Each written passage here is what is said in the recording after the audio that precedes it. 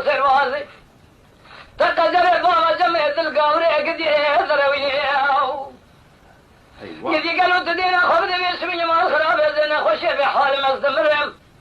تجي مدان الباني قصري والبرجة قليل بالفنجري لشان شنياو بدأت ما لسد زي خذ الشعبي من كبانجي بابا شني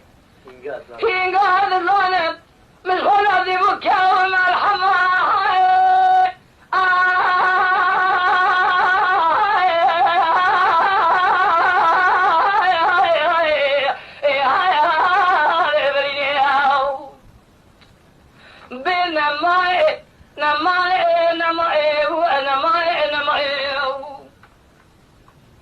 الحياني صاحب من دورانات الدنيا كثير جمال الدنيا لقد درويني كذر هذا يا رسول برخي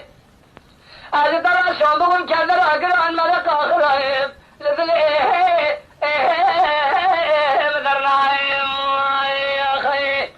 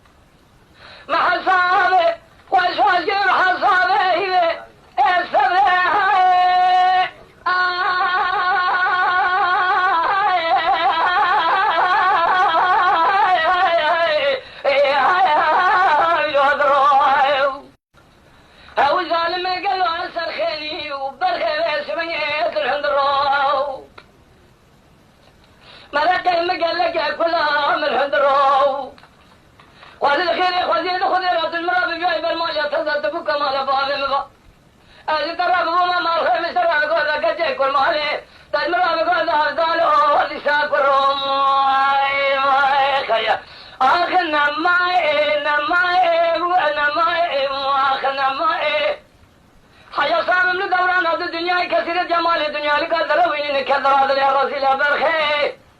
تصير بقى وكذر أقرأ الملك آخر جدلي مدرنا يا أخي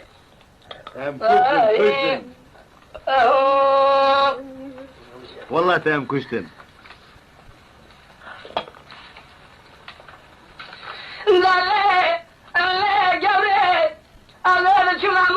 شاودي جلاوك يا خرا بازارك مشار شافك بك راز دفاعي